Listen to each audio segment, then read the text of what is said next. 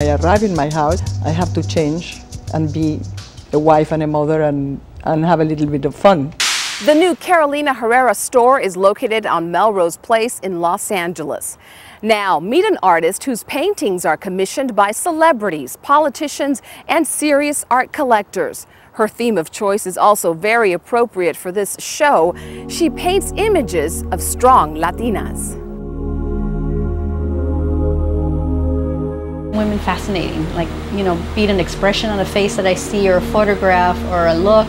These women from all walks of life, and they have so many amazing stories. It's almost like I'm allowed to convey what it is to be a woman. As the saying goes, art often imitates life, and Irene Carranza's brushstrokes tell a very personal story about her journey as an artist.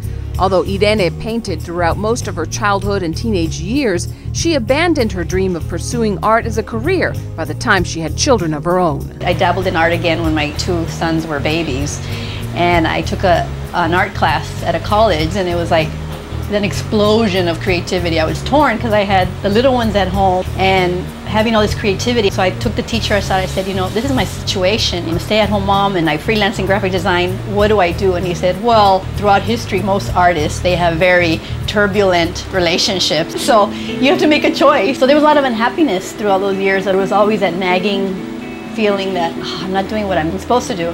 It took a troubling time in Irene's life 10 years ago for her to realize she needed to pursue her true calling. I was going through the breakup of the marriage. At that point I said, you know what? I have no choice. I have to do what I have to do. Everything will pan out in the end. She enrolled in more art classes and was eventually invited to show her work in an exhibit. With much trepidation, I attended and I showed my work to the public for the very first time, and I was floored by the response. I told my husband at the time, I'm going to be a painter. All hell broke loose. I was out on the street, but I haven't looked back since. I went through the divorce. I ended up just with the clothes on my back out of the house, and I was alone in my little studio with my pencils and my paints, and I had to take it from there to start the process of becoming an artist. 10 years later, Irene has turned her passion into a profitable career. Her pieces command anywhere from $1,200 to $15,000 and have been commissioned by the mayor's office and companies like Nordstrom. She's best known for her beautiful paintings of women's backs.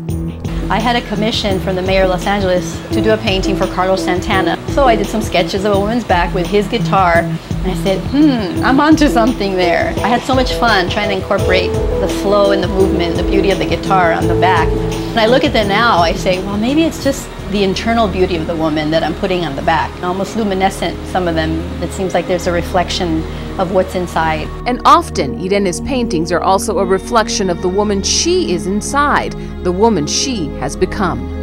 I am able to live the dream that I had years ago when I was a little girl. The dream that had died for so many years, to be able to say, hey, I'm in galleries now.